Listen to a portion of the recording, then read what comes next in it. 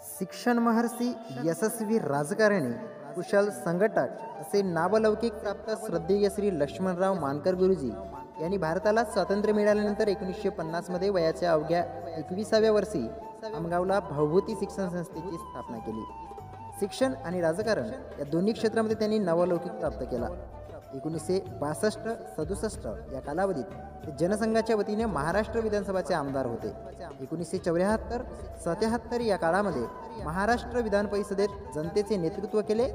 1975 ते 77 या आणीबाणीच्या काळात त्यांना कारावास सहन करावा लागला। 1977 ते 79 या कालावधीत ते खासदार असून त्यांनी लोकसभेमध्ये प्रतिनिधित्व केले। राजकारणातून समाजकारण हे त्यांचे ब्रीदवाक्य होते।